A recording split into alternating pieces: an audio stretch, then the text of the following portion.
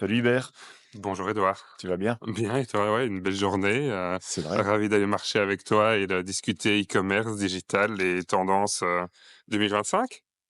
Tendance 2025 avec une belle actualité chez vous début 2025 avec un rebranding pour les 18 ans d'Universem Oui. et un nouveau concept là. Yes, ben voilà, ça fait 18 ans qu'avec mes associés, on a lancé d'abord un site e-commerce, hein, ça doit te parler, ça. Et puis, J'ignorais cependant. oui, c'est vraiment il y a très longtemps. Et puis après 3 ans, on s'est remarqué que voilà, l'e-commerce, c'est très intéressant, mais on a beaucoup de capacités en marketing digital. Et c'est là qu'on a lancé en 2010 Universem, la marque Ouais, Universem. ouais. Et puis entre 2010 et 2025, le marketing digital, ça a quand même beaucoup évolué.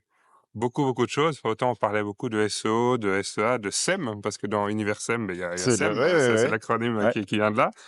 Et depuis pas mal de temps, on se dit: «OK, le marketing digital évolue beaucoup et comment est-ce qu'on va évoluer par rapport à ça?» Si je dis: «Tu vois, aujourd'hui, il y a plus, il y a quelques années encore, on venait nous chercher pour une agence, search, ou autre, mais beaucoup moins aujourd'hui. Donc les clients ont des besoins différents et avec des tendances comme, l'IA qui automatise pas mal de choses, que ce soit au niveau contenu, au niveau gestion des campagnes, ou même, analyse de données.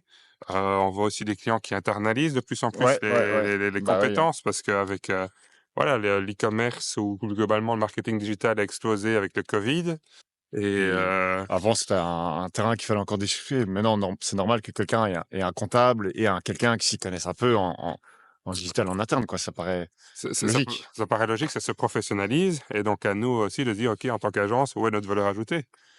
Tu vois, si je pense encore à peut-être 2 tendances qui sont marquantes pour moi, c'est aussi, GDPR qui vraiment devient mature et donc les données qu'on collecte sont moins précises qu'auparavant. Ouais, Moi, je me rappelle au malheureusement. début, on mettait, Google Analytics et on avait, 100 des informations.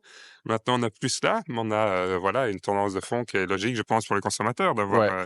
une meilleure, gestion, de leur vie privée. Mais difficile à faire comprendre aux clients en général, hein. On leur a expliqué qu'avec le digital, tout serait mesuré et puis maintenant, il faut leur réexpliquer que: «Ah, On va faire 30-40 et puis, que malgré tout, on va quand même estimer les campagnes, le retour sur investissement, que les efforts marketing, il y a, je pense toujours, tu vois, c'est un autre élément dans le passé, là, je pense, c'était trop sur la performance, justement. En voulant mesurer, on s'est dit: «Tiens, on va trop aller dans le bas du funnel». ouais, Se dire: «OK, on va mesurer, on va prendre le Google Search», mais là, dehors, c'est très, très orienté performance.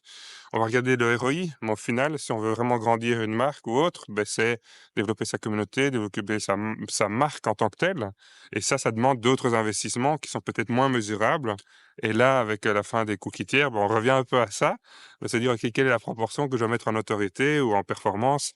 Donc tout dépend de la taille de l'annonceur, mais ça change beaucoup et ça fait réfléchir à dire: «Comment est-ce qu'on peut aller plus loin?» Donc ouais, mais c'est là que c'est dans votre concept justement Total Brand Performance, il y a oui. justement moi j'avais toujours entendu plus dans la littérature de opposer, les campagnes brand plutôt long terme et très peu héroïstes et les campagnes, performance, Ouais. très court terme et très orientées, retour sur investissement. Et là comment vous arrivez à conjuguer les 2 dans Oui, donc pour nous, quand on voit, si on veut avoir de l'impact sur du long terme avec les clients, oui, il faut avoir et on nous demande toujours du ROI à court terme, mais il faut convaincre et je pense qu'il y a de plus en plus de clients qui sont convaincus que si on va juste faire de la performance, juste faire du Google Search, faire du SEO très orienté sur des mots-clés qui vont convertir à court terme, oui, on va avoir du trafic, mais on va perdre une énorme partie du potentiel de croissance de la marque. voilà. Et pour ça, on doit avoir les réflexes qu'on a depuis, toujours, chez Universel au niveau de la performance, les réexpliquer et les appliquer pour tout ce qui est notoriété. C'est-à-dire: «OK, je dois mesurer, comment est-ce que je vais pouvoir le faire pour mesurer et optimiser?» Et tu vois, c'était un des éléments qui nous fait remarquer aussi, c'est qu'entre le début d'Universel il y a 15 ans et maintenant, Ouais. les canaux, les moyens d'attirer du trafic sont devenus pour moi infinis. C'est-à-dire que quand tu multiplies les canaux possibles en réseaux sociaux et maintenant on a, évidemment on a du Meta, déjà c'est Facebook, Instagram, Threads si on veut y aller. On a du Ouais. Twitter, on a du Snapchat, on a, du TikTok évidemment, du LinkedIn, il y a du YouTube, il y a énormément de réseaux sociaux et puis, il y a la même chose en search. Il y a aussi maintenant, tout ce qui est, generative AI, il y a, toutes les régies locales, quand on regarde tout ceci, il y a une infinité de possibilités et c'est, là qu'on voit nos clients, ils sont un peu perdus. Finalement, Se c'est dire le moteur de recherche dominant Google qui lui est le seul qui a pas trop bougé en 15 ans. On verra ce qu'il en devient Ouais. dans le futur. Ça, il se fait challenger là depuis 2 ans et je pensais bien que ça fait ce challenge pour aller encore plus loin et se progresser. Mais c'est ce qu'on voit, c'est que nos clients disent: «OK, on a tellement de possibilités, par où on doit commencer?» Et en autorité, c'est aussi se dire: «OK, comment est-ce que je peux mettre en place, OK, je pense, on va aller sur du YouTube, on va aller sur du social, on va aller vers d'autres choses. Ça va évoluer très fort, mais toujours avec cet objectif de performance Oui. et se dire: «OK, je peux mesurer quand même la notoriété avec des KPI qui vont être, OK, différents qu'une vente sur mon site e-commerce, par exemple, mais qui vont être plus en amont et de voir est-ce que j'engage même, mon audience? Est-ce qu'elle réagit? Est-ce que je peux avoir des formats impactants?»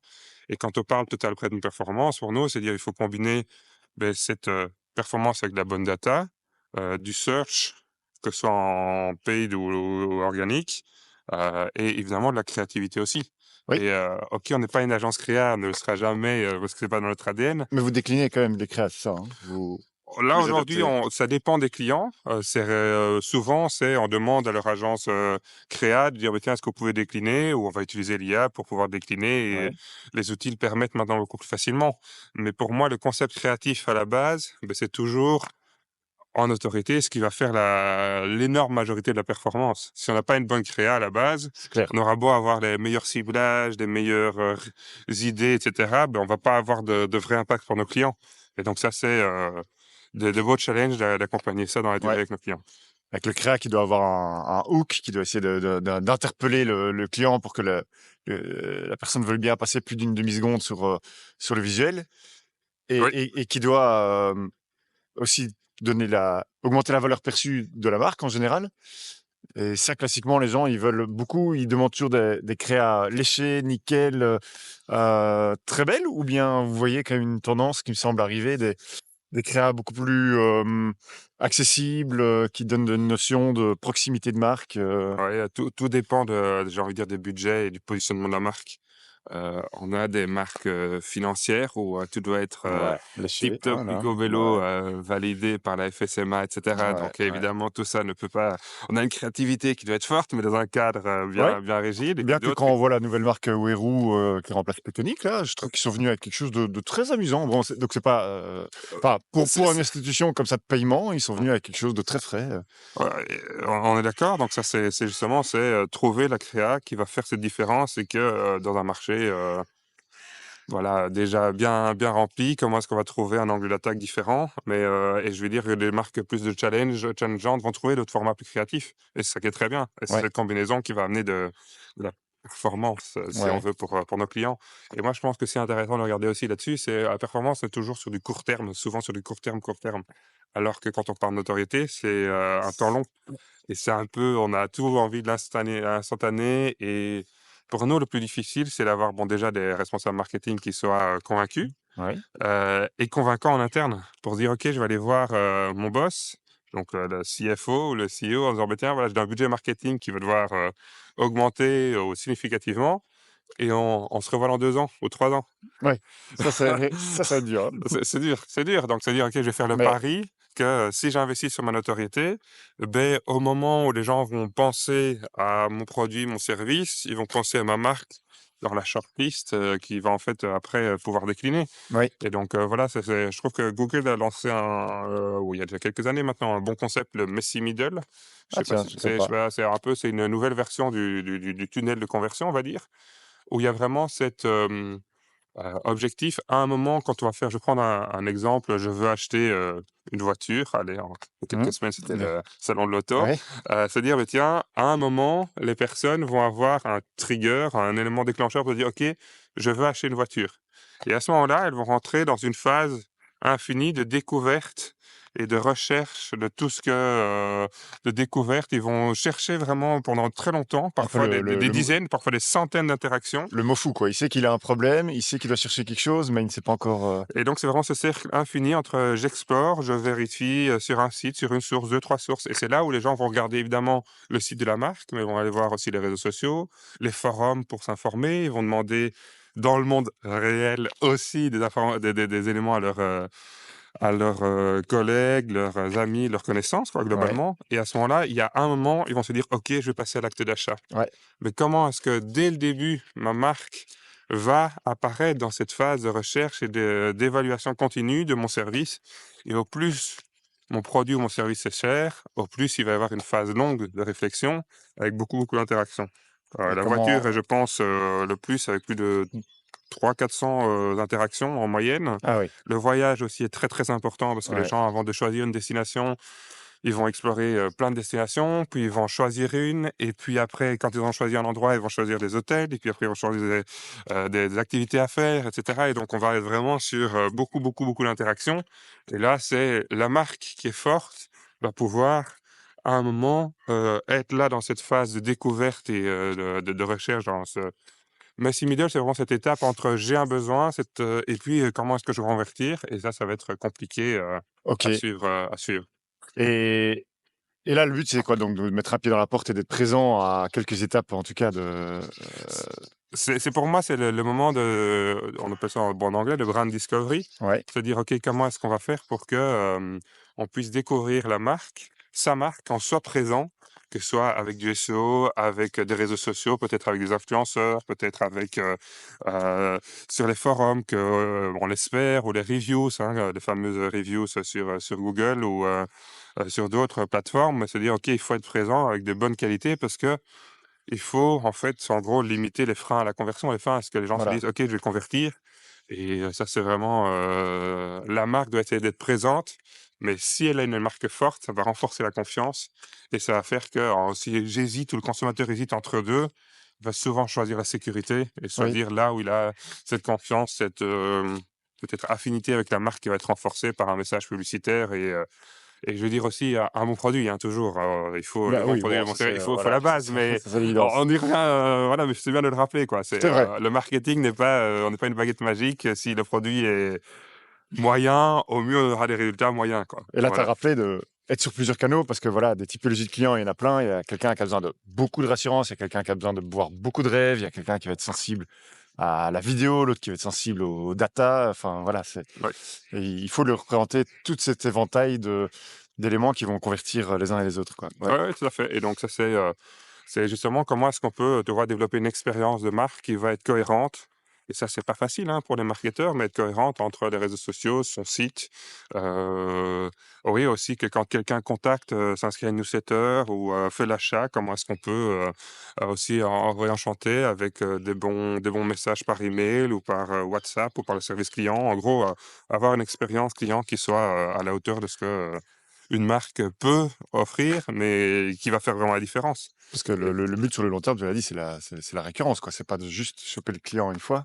Si tu veux que ta marque, elle fonctionne dans le long terme, que sa brand awareness fonctionne, il oui, faut. il faut ces ambassadeurs qui vont en fait amener des commandes et c'est ça cette comment je veux dire, cette valeur de la marque qui va être développée dans la durée, qui va vraiment donner ouais, de la valeur et qui va faire qu'on va avoir des personnes qui vont s'intéresser à la marque tout au long de l'année.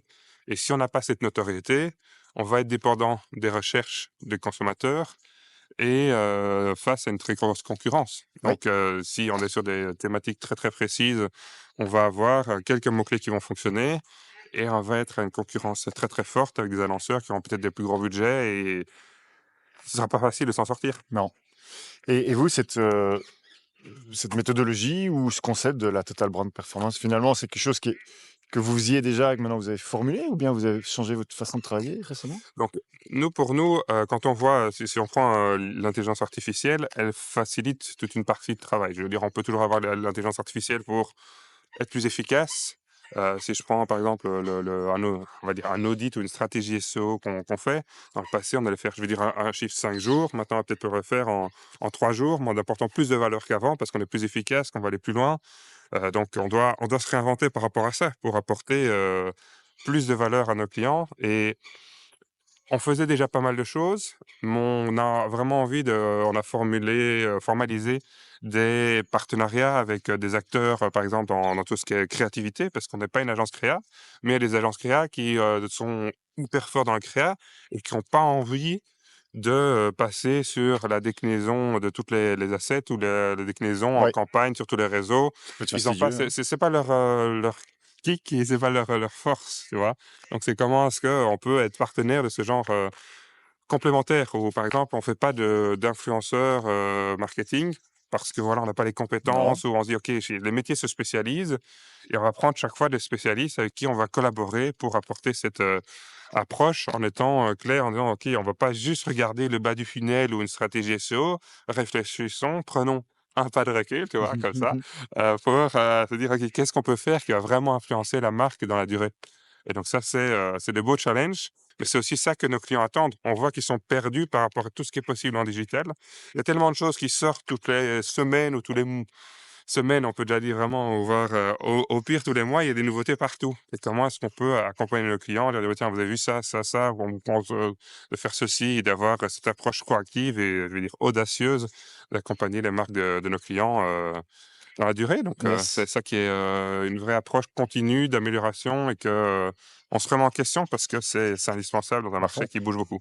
Oui, c'est ça. Et vous créez des nouvelles boîtes, hein, donc il y a des sociétés un peu cousines de tes anciens cofondateurs Ouais, qui, on est toujours cofondateurs et toujours cofondateurs, voilà, voilà, actifs, mais on et est les membres du board des uns des autres, donc voilà, ouais, ouais, c'est pour donc ça que je dis voilà, société cousine, ouais, donc ouais, il y ouais, a, on a société sœur comme nous, on appelle voilà, entre nous, ah mais voilà, il y a en Maya effet, il y a Universum, Consulting. il y a Maya, donc Simon Pierre qui a lancé, donc c'est du, je vais dire, placement de responsable marketing à temps partiel pour PME. Donc il y a Ouais, beaucoup de PME qui ont pas de responsable marketing et donc sont très heureuses d'avoir quelqu'un un jour par semaine environ dans leur bureau et qui va les aider à mettre en place vraiment la base du marketing qui vraiment aide à avoir de meilleures c'est performances ça. et il y a beaucoup d'entreprises en Wallonie qui en ont vraiment besoin. Et vous avez Heu lancé et aussi Saturne? exactement, on a aussi lancé Saturn, donc quand on voit justement à la fin les cookies tiers, des mesures qui sont de plus en plus difficiles, des coûts d'acquisition qui sont en hausse, beh, il faut travailler sur la rétention et sur l'activation de cette first party data. Et donc on a, lancé Saturn, on est partenaire de différents outils pour faire de tout ce qui est CRM et marketing automation. Voilà, c'est des choses qu'on a déjà, beaucoup réfléchi dans le passé, accompagné certains clients, mais là maintenant on le met pratiquement en place avec des partenariats avec, Actito, HubSpot et Efficie, qui Ah sont oui, trois outils, différents, avec des positionnements bien différents pour accompagner le client et OK. c'est ça qui est chouette quand on parle de Total Brand Performance, c'est se dire: «OK, je vais par exemple, utiliser les données que j'ai dans ma base de données pour, de clients ou de prospects ou de mon newsletter pour optimiser mes campagnes, pour, réfléchir à comment est-ce que je peux, envoyer des emails parce que c'est à des coûts, marginaux et très, très, très Oui, oui, effectifs. ça c'est Mais sûr. parfois, ma base de données, même souvent, la base de données, elle diminue en Ouais. intensité. Comment est-ce que je peux la réactiver? Comment est-ce que je peux, stimuler ça avec des audiences, qualitatives que je peux mettre en place? En marketing automation, quoi, ça va être classiquement l'email que vous allez ou vous faites des automations sur d'autres canaux? Ben c'est, si on prend un HubSpot ou un Efficie, c'est la combinaison entre marketing et sales, hein. Donc, c'est ça qui est intéressant, c'est qu'on peut avoir la vue, entre des leads qu'on va générer et puis, les résultats que ça va amener avec les commerciaux. Et automatisation, ça va être, omnicanal. Donc ça veut Ouais, dire, OK, on va avoir de l'email, on peut avoir du WhatsApp, ça peut être aussi l'activation avec, des campagnes publicitaires qu'on active en temps réel avec, le remplissage d'audience. Ça va être, oui, activer le service client pour certains moments où les commerciaux, eh bien, il faudrait rappeler telle personne ouais, pour qu'il y ait quelque chose qui fasse sens au au consommateur et qu'il ait une expérience personnalisée sans se rendre compte que, en fait, derrière, il y a toute une logique qui a qui été ouais, mise en place et qui est éprouvée.